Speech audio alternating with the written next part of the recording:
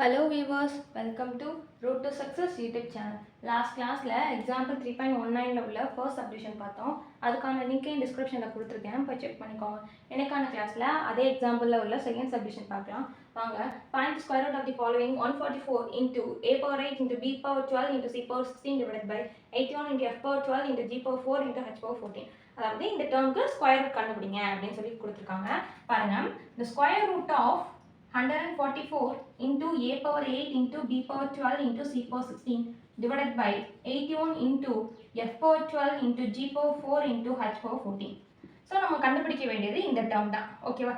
is equal to, நல்லா கவனிங்க, இங்க என்ன இருக்கு? 144 டிவைடட் பைல 81 இருக்கு. அப்போ எனக்கு இந்த டேர்மே வந்து எனக்கு 3 டேபிள்ல கேன்சல் ஆகும். நான் என்ன பண்ணிக்கலாம்? நான் வந்துட்டு 144 81ங்கிறது ஒரு பெரிய நம்பர். சரி, உங்களுக்கு ஈஸியா வந்து 144 என்னால் ரூட் எடுத்துட முடியும், எனக்கு வந்து 12 டேபிள் தெரியும், 81 என்னால் ரூட் எடுத்துட முடியும், எனக்கு 9 டேபிள் தெரியும் அப்படின்னு சொன்னாலும், ஸோ 144 81ங்கிறது ஒரு பெரிய நம்பர் தானே நம்மளை பொறுத்த வரைக்கும். நம்ம என்ன பண்ணிக்கலாம்? இதை சிம்பிளிஃபை பண்ணிட்டாலே இன்னும் கொஞ்சம் நம்மளுக்கு கொஞ்சம் வசதியாக இருக்கும் தானே. அதனால நான் என்ன பண்ண போறேன்னா, ரஃப் ஒர்க்கில், நான் நல்லா கவனிங்க, ரஃப் ஒர்க்கில் 144ஐயும் 81ஐயும் டிவைட் பண்ணுறேன்.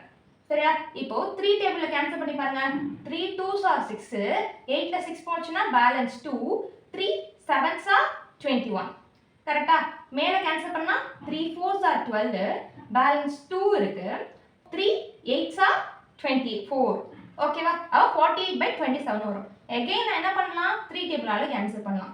3 9s are 27, 3 1s are 3, balance 1, 3 6 are 18. அப்போ 16/9 அப்படின்னு சொல்லி நமக்கு வந்திருக்கு. அப்போ நான் என்ன பண்ணிக்கலாம்? ரூட் ஆஃப் இந்த 144/81க்கு பதிலா 16/9 போட்டுக்கலாமா? 144 பதிலா 16/9 போட்டுக்கலாம். ஏன்னா நான் அந்த 144ஐயும் 81ஐயும் கேன்சல் பண்ணியிருக்கேன். Into a power 8 b power 12 c power 16 போட்டுக்கோங்க. கீழே f power 12 g power 4 h power 14 போட்டுக்கோங்க. ஓகேவா?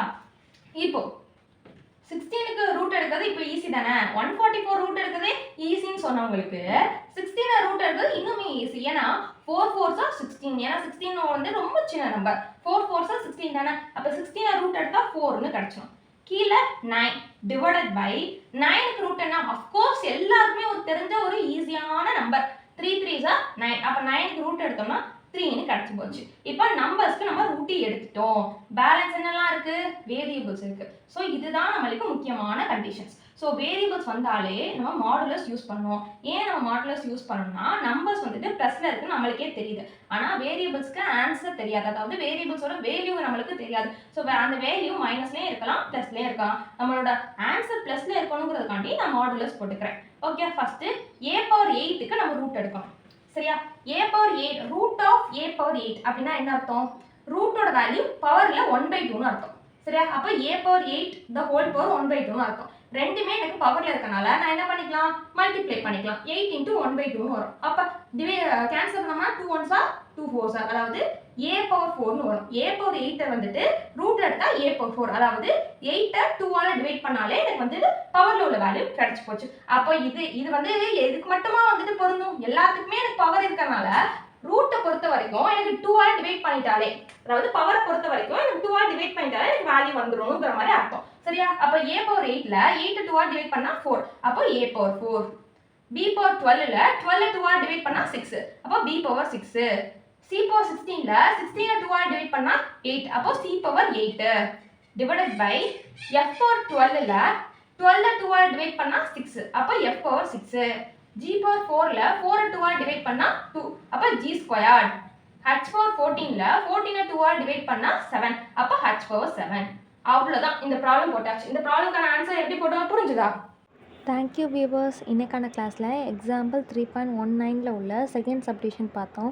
நெக்ஸ்ட் கிளாஸில் எக்ஸாம்பிள் 3.20 பார்க்கலாம். அதுக்கு நம்ம யூடியூப் சேனலை சப்ஸ்கிரைப் பண்ணிக்கோங்க.